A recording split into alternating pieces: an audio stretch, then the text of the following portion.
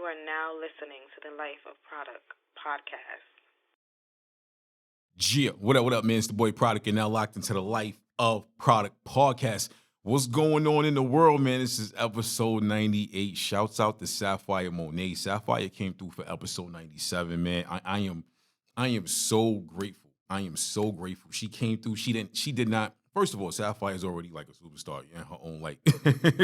That's the homie right there. That's my peoples right there. She did not have to come through. It's crazy how the universe works because we're both from Brooklyn. We both ended up in North Carolina. It all aligned up. Shouts out to Sapphire. Shouts out to her mother.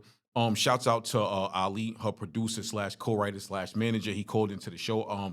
Look out for her new single. Her new single's out right now. It's called Catcalling. It's doing pretty good.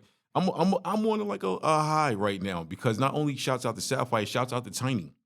Tiny came through for episode 96. She's a very well-known hairdresser in the North Carolina area from Hickory all the way to Charlotte, and she's doing a thing. People like that are supporting my show, that trust me with their brands. They trust me. They feel comfortable enough to come on my show and talk to me and boom, boom, boom.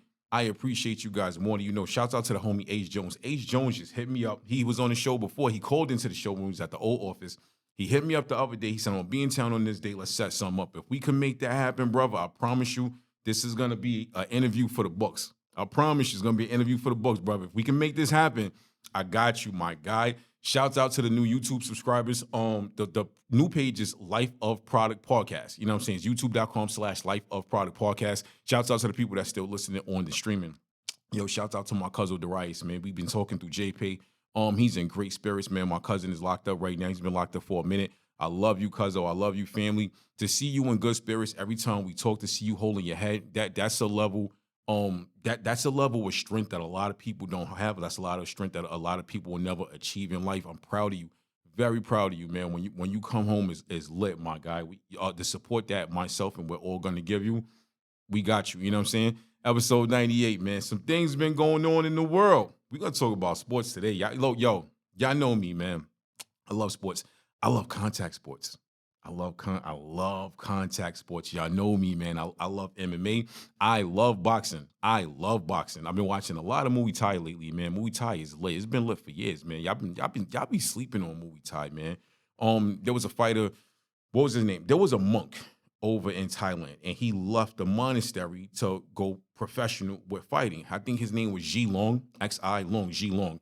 Ji Long, YouTube this dude. Ji Long is a problem. He was on a crazy winning streak, and he ended up losing to the champ. I think this was a few years ago. I don't know what he's doing now if he's still fighting, but seeing people like that chase their passion, that had to be a very hard decision for that dude to leave what he known on his faith level and go professional fighting. And it's it's funny watching that dude because I watch a lot of his old fights. I don't know if he's got new fights, but it's funny watching that dude because a lot of his fights, well, most of the fights I saw, all the fights I saw, he was never in like ring gear. He never had shorts on like the rest of these dudes. He always had his monk pants on. He was just rocking dudes. It's not a dude you want to get in a fight with. I would love to see this dude come to America and box because he has real hand skills. He has what I love about Muay Thai.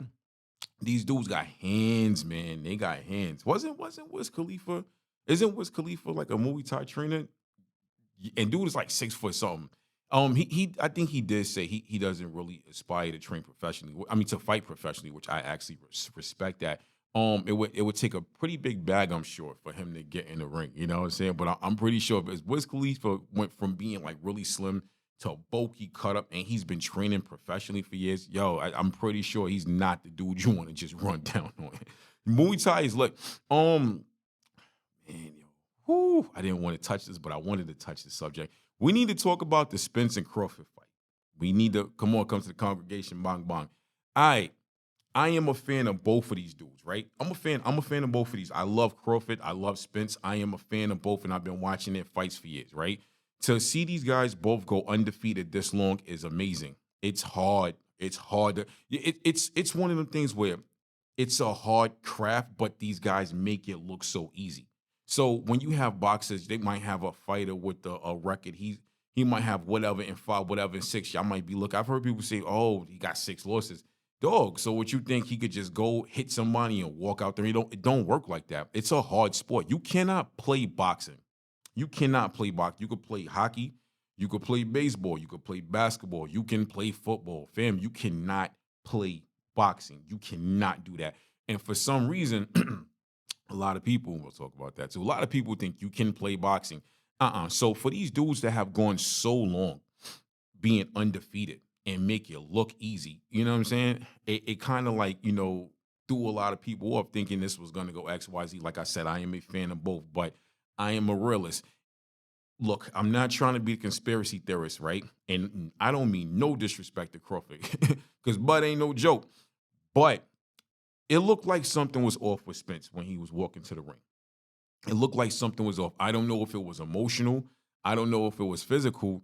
I do remember him at one of the press conferences making weed references and marijuana references, excuse me. You know what I'm saying? Talking about, he's part Jamaican. They smoke that Jamaican good. I'm just saying. The funny thing about that, as I was watching that, that's the first thing that came to my mind. It looked like he might have caught a contact or hit the J a couple times before he walked out there. I don't know, but apparently a lot of other people thought the same thing, either that or something was off about him. What I will say is this, though. I think that he hasn't fully been the same after his accident. You know what I'm saying? And I know he has fought after his accident and he won. I remember the last fight he fought, I forgot the dude's name, and he won that fight, but it was looking a little crazy for him at one point. To me, it seems like his motor skills are not the same. It seems like his motor skills are not the same as it was 3-4 years ago, 5 years ago before the accident. He was a different type of fighter before then. Now watching him fight, a lot of people were saying, oh, well, another thing I do agree with. One thing I do agree with. They shouldn't have fought it. I think it was 147. They fought at. They shouldn't have fought at that weight. I'd say maybe around 154 is where they should have fought, but they shouldn't have fought at 147. I don't think that was smart. His trainer's a good trainer. He trains him, Charlo. I think his trainer is now training Ryan Garcia, or he was training Ryan. I think his trainer is now training Ryan Garcia. I could be wrong about that, and if I'm wrong about that, I'm sorry. But his trainer got about 4 solid fighters under him. 4 solid fighters under him. You can't win every fight. You can't win every fight. You gotta lose some now. I mean, you can win every fight. Look at Mayweather. Look at guys like that. Canelo's only lost 2. You know what I'm saying? You can win every fight or just about every fight. Congratulations to Crawford. I don't think, and Mayweather even said they shouldn't have fought at that weight. I agree with that. That's one of the first things I said. It's, a lot of people look at it like, oh, that's only 7 pounds. That's only whatever pounds. No, it's bigger than that. You could be at 150 hypothetically, and y'all go down to 140 to fight. That 10 pounds is going to make it's going to play a big difference. It's going to pay because we carry weight differently. You have fat weight, you have water weight, you have muscle weight. Weight carries different. A fighter might be used to fighting at a certain weight. A fighter might be used to fighting at this weight, and they can't swing, they can't jab the same as they did at that weight. So I don't think that they should have fought at 147. I also don't think that there should be a rematch. I don't think there should be a rematch. I think honestly it's time for Spence's camp to kind of like really look into some decisions. You know what I'm saying? He could come back and win 3-4 more fights straight against other people, and if so, that's great. But if that doesn't happen, I think questions about that man's health should be really brought to the table, because he did not look like the same Spence as he was before the fight. Even his back stance looked different to me. The way he was bending in, the way he was swinging, it didn't look the same. If you look, a lot of it, his back was kind of like this. And if you look at, I could be wrong with some of his old fights. I don't recall him doing that. I recall him being faster. I recall him being more reactive, and I recall him making better decisions during those fights than he did before his accident. Now, God is good, because if you go on YouTube and you look at the camera footage of when his car flipped, it was like it flipped. For him to be alive,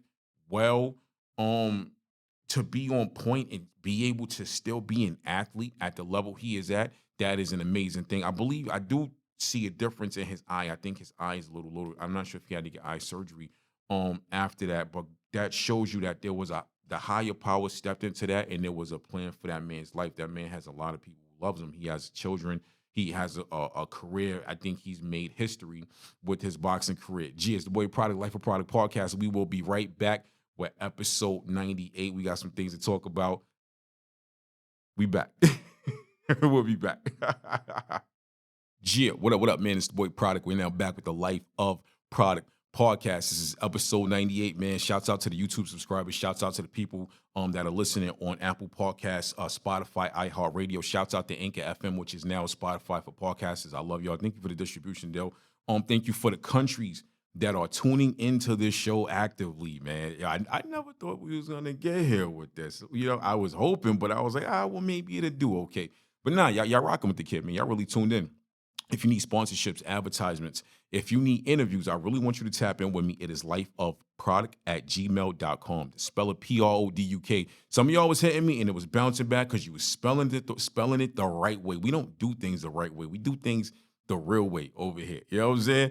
It's episode 98. On the first half of the show, we were talking about the Crawford and Spence fight. Oh, man. A lot of y'all had jokes, man. Y'all was posting the Martin pics of the Martin episode before Tommy Hearns, and his face was lumped up. Y'all are wrong for that. Y'all gotta stop laughing at people pain, dog. Like, why are y'all like this? Black people, why are y'all like this? Why y'all like laughing at people pain? It don't be funny, but it be funny. You know what I'm saying? But that was you know what? People are saying they need to fight again. It should be a rematch at the 150 whatever weight, 154 whatever. It don't need to happen, and this is why I feel like it don't need to happen. It doesn't, in my opinion, it doesn't need to happen because that fight only went but so many rounds. If that fight went the whole 12 and it was a decision, then I would say, they need to run that back. Let's run it back at that weight or at the same weight. If it went almost to the 12, if it went past the 6, I think he knocked him out in the 6, but if it went past the 6 and he got a couple knockdowns on Crawford and vice versa, but Crawford won, I would say run it back. That fight was very one-sided. And as I said before on the first part of the show, it looked like something was wrong with him. And I'm not saying that to take anything away from Crawford. Crawford is that guy. I think Crawford is that guy. I think what happened with that fight, Crawford put a target on his back. I think Crawford, I look at Crawford like one of my cousins because a lot of my cousins is crazy and we really be with it. You know what I'm saying? I sense that from Crawford. I think that's why I like Crawford. I like Crawford because he don't care. Crawford is with it. That's why I like Crawford. Crawford will whoop you out and go fishing the same day. That's why I like Crawford because homie is with it. I like Spence too. I love both of them. But I think that fight should not be ran back. And okay, so hit more things about it. If you watch the fight, right, and I'm very analytical when it comes to boxing, especially MMA too, but especially boxing, right? Crawford was studying Spence from the time the bell rung from that first round, studying him. Defense wins the fight. Defense wins the game in general. I don't care if it's football. I don't care if it's basketball. I don't care if it's baseball. Whatever it is, defense is going to win it. And when that bell rung, Spence went straight at him. I think Spence was expecting it to be a brawl. And maybe his corner trained him for it to be a brawl.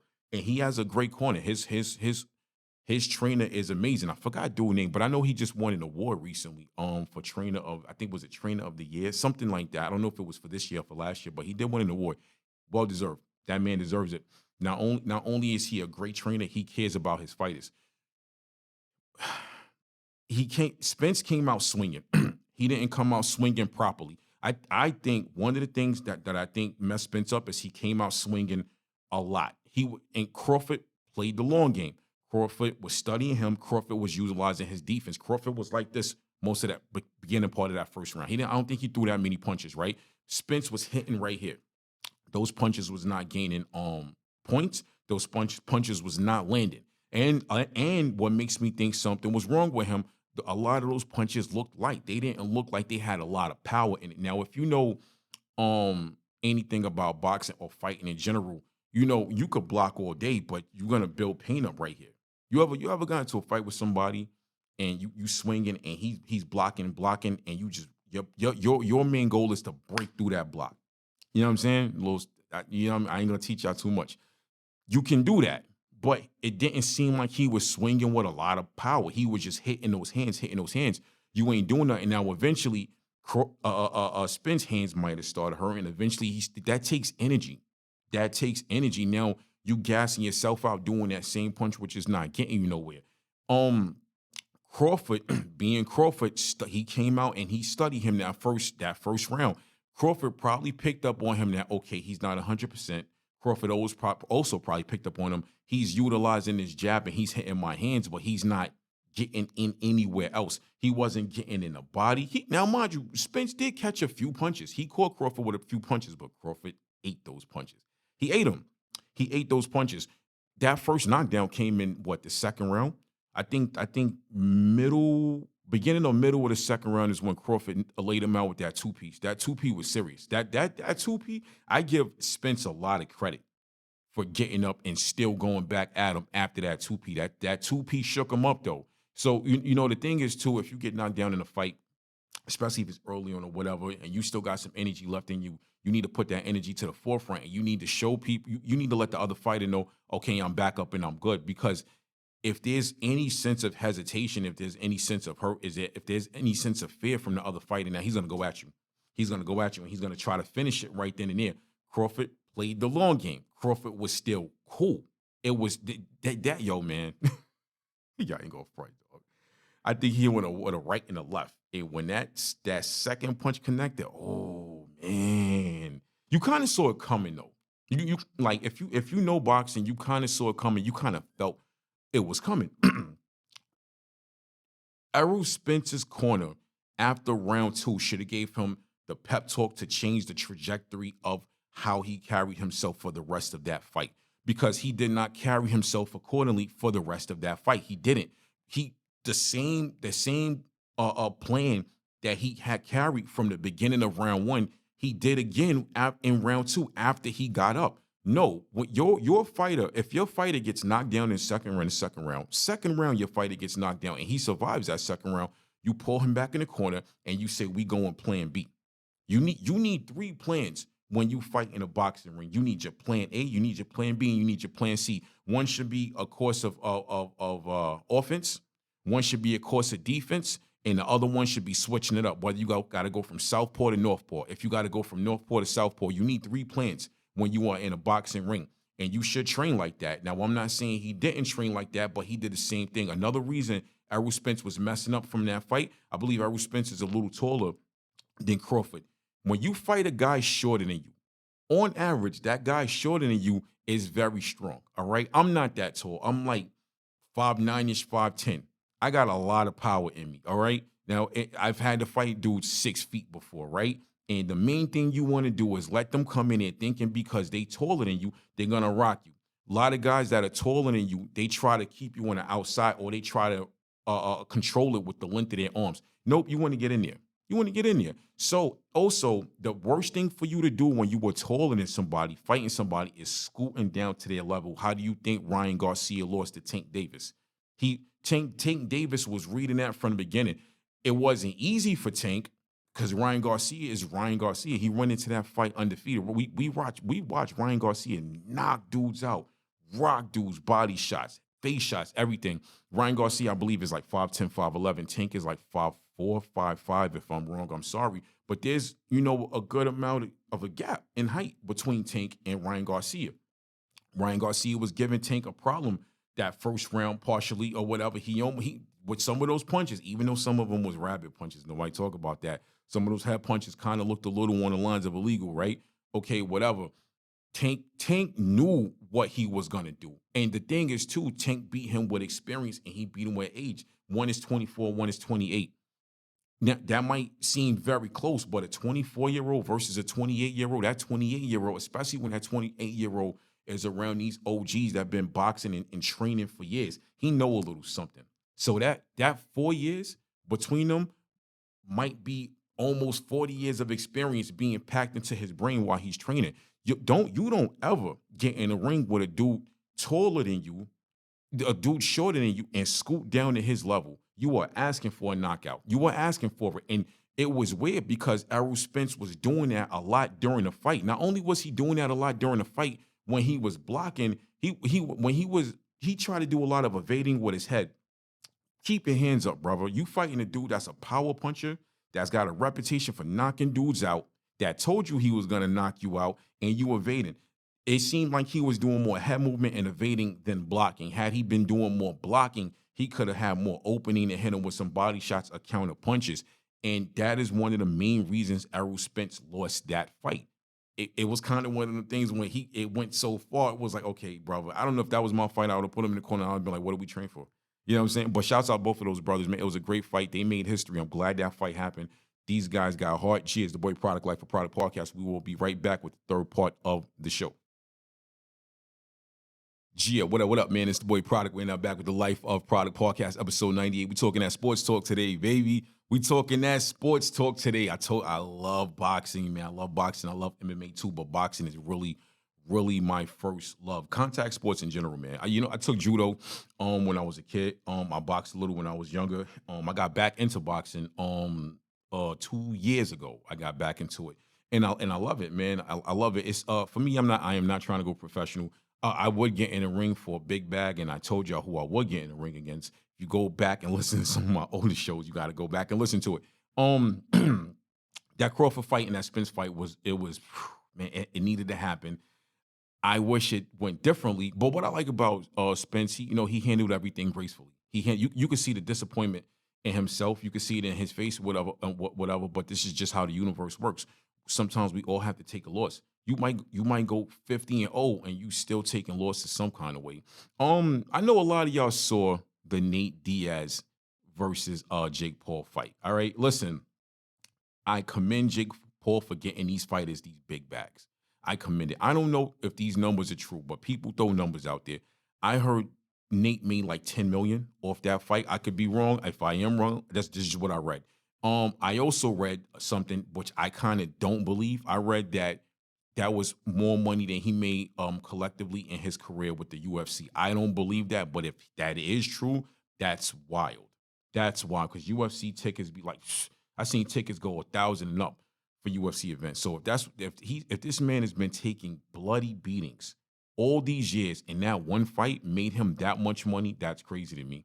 I'm happy that he took that fight. I'm not happy that he took it culturally because for the culture, I wasn't feeling it, but I like to see these athletes, particularly these MMA fighters, get the bag that they deserve. Nate, if anybody deserved that money, Nate Diaz deserved it. He deserved it because Nate Diaz been putting in a lot of work. He been fighting for a long time. But here's my issues. Here's my issues with that fight. Man, where do I begin? Because I got a few issues with this fight, right? You know what? No disrespect to Nate Diaz, because I love his interviews. I love hearing him talk. I love watching him fight. Nate Diaz has taken a lot of hits to the head.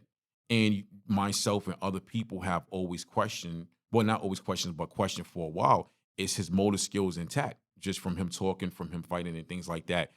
It didn't seem like, I didn't see a boxer boxing that night. Of course you didn't see a boxer because he's an MMA fighter, but I didn't see what we saw in other fighters who crossed over from one sport to the other.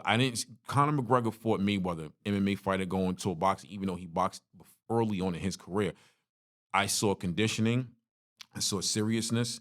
I saw that fire in him. I didn't really see that with Nate Diaz. It didn't look like he trained a lot for that fight. He kind of came in there with the whatever body, you know what I'm saying? But I like Nate Diaz for that. It's weird, you know what I'm saying? What I like about Nate Diaz, it is what it is. You get what it is. You know what I'm saying? I want to see Jake Paul start fighting boxers his age. He did say at the end of the fight that he would love to fight Nate Diaz in a cage match. I honestly don't want to see that. Everybody keeps saying, oh, Nate's going to kill him in a cage. How do we know? How do we know? Nate Diaz is a lot older than him. You can be 10, 15 years older than a person and still beat them. Nate Diaz is a lot older than Jake Paul. I want to see Jake Paul get into the ring with a real boxer his age. And when we saw that happen, he lost. He lost to Tommy Fury. Shouts out to Tommy Fury. I think the Fury family has done great. The father was a boxer. Tyson Fury is the world champion for his division. I do want to see Tommy Fury cross over and come to America. I believe he's only been fighting over in Europe. I'm not sure, but I want to see him cross over, come to America, come fight with the big boys. You know what I'm saying? I think Tommy Fury has a lot of potential. He's what? I think 9-0 now after that Jake Paul fight. But I think Tommy Fury needs a different set of experience. He needs to start adding these W's to his resume for him to get there on a fighter level. I want to see Jake Paul start fighting dudes his age, his size. No, like let's give Jake Paul a credit for the fact that he's getting these fighters his money. Let's give Jake Paul a credit for the fact that he's in the ring, he's in the gym actively, but you are playing it too safe. It's time to stop. Jake Paul needs to stop playing it safe, and he needs to get in there with people that he know he can't beat just to see how good he is. And if you actually start beating these people, that's honestly, I think Jake Paul getting in the ring, not knowing if he's gonna win or not, is gonna get him a higher level of respect. That by now, him actively boxing, actively bringing in these big bags of money, he should have it already. It's time to stop playing. It's time to stop playing. This is boxing is not WWE. Shouts out to WWE, but it's scripted. His brother's doing WWE. His brother's very athletic. I'm sorry, man, for this dude to be 6 foot something, flipping off of the top ropes and all of that. I give him respect because I ain't doing it. Yeah, I can't do it. I give him respect, but it's time to stop playing. It's time to start taking it serious. If you can get in the gym every day, you could lift weights, you could spar, you could take that serious. If you could take the business side serious, take the physical side serious. Stop playing it safe, brother. Stop playing it safe. I don't know what weight class he would even be in, but I'm imagining he would be a light heavyweight because he's a little too big to be a middleweight. He's definitely not a featherweight and none of that. So I'm gonna say light heavyweight, right? Who's in the light heavyweight division right now? I don't know, but I want some of y'all to hit me up because we could do a part 2 to this episode. Whoever's in that light heavyweight division, I want to see him fight these dudes. I want to see him fight these dudes in these light heavyweight divisions. Stop playing it safe because playing it safe ain't going to get you nowhere. Eventually, people are going to stop looking at you. Eventually, it's not going to bring his popularity down on the social media level. It's not going to bring his popularity down as far as endorsements, but on a boxing level, the boxing world is a little different. And as of lately, the last few years, a lot of people have been playing with the boxing world. 15, 20 years ago, you could not do this in the boxing world. There's a lot of dudes right now that have been fighting since they was kids that deserve a shot. They deserve a shot. So I could just imagine, say, boom, you a kid from the inner city, whatever, and you've been fighting your whole life since you've been in the gym since you was 7, 8 years old, and you've been fighting to get a spot. You got no losses or whatever. You got a decent like amateur record. And then you see a YouTuber come along and push himself to the forefront. Now he's getting heavyweight fights, world fight. His brother's fighting Mayweather. He's fighting this dude. He's fighting Nate Diaz. And then the people like you that's next to you in the gym, y'all have never gotten these opportunities. That's gotta mess with your head. And now it's all about hustle. What I like about 2023, you could be 0 and whatever. You could be 0 and 0. You could be literally being nobody. And if you come with the plan and the right amount of money, because it take money, nobody's going viral to go viral no more. If you come with the right plan and the right amount of money, you can literally do anything that you dream of in 2023. And if you cannot debate me or argue with me on that, in 2023, you can literally do anything that you dream of. Right now in 2023, because money talk. It's all about upping your value. It's all about making yourself popular, and it's all about adding value to whatever you have going on. If your whole online presence or whatever, if your brand has value, people are gonna want that. They're gonna want that. If you was a ball player in the park in your neighborhood right now, and you garnished the right amount of popularity, Nike, Adidas, feel like somebody's gonna come snatch you up. It's gonna happen. What we haven't seen yet is people come straight off the street and go to like the NBA and the NFL and stuff like that. And I believe I believe you can go to we kind of have, because Master P, he went to the NBA. He did the walk-ons and stuff and things like that and went to the tryouts. Now, it's not that easy to do that. But with the right level of popularity and the right amount of money, or the right amount of, if you don't have the money, but you got the value, it's going to happen. So I want people, like a lot of young kids are starting to listen to my show, and I really want y'all to understand that everything takes a plan and a blueprint, right? Put as much time into your plan and your blueprint as you do your craft.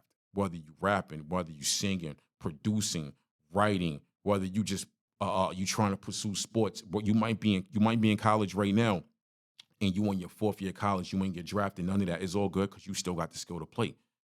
Put that time into it. Develop your look. Develop your look right now. Brand yourself, and you can literally get anywhere you want to in 2023.